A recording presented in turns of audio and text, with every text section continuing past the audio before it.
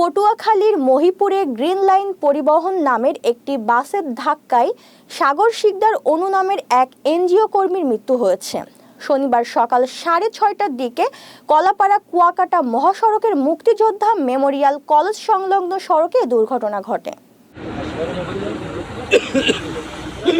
মৃত সাগর মনোহরপুর গ্রামের জয়দীপ শিকদারের ছেলে। সে বেসরকারি উন্নয়ন সংস্থা গুড নেইবার্সের নৈশ প্রহরী এবং অফিস সহায়ক হিসেবে কর্মরত ছিল। বিষয়টি নিশ্চিত করেছেন মহিপুর থানার ওসি তরিকুল ইসলাম। পুলিশ ও স্থানীয় সূত্রে জানা গেছে, সকাল 6:30টার দিকে সে তার কর্মস্থল থেকে মোটরসাইকেল যোগে নিজ বাড়ি মনোহরপুরে ফিরছিলেন। এ সময় ঢাকা থেকে আসা কুয়াকাটাগামী গ্রিন লাইন পরিবহনের একটি বাস তাকে ধাক্কা দেয়। এতে ঘটনাস্থলেই তার মৃত্যু হয়। মহিপুর থানা ভারপ্রাপ্ত কর্মকর্তা তরিকুল ইসলাম বলেন, লাশ উদ্ধার করে মর্গে পাঠানো হয়েছে। নিহতের পরিবার থেকে অভিযোগ পেলে আইনানুগ ব্যবস্থা গ্রহণ করা হবে বলেও জানান তিনি।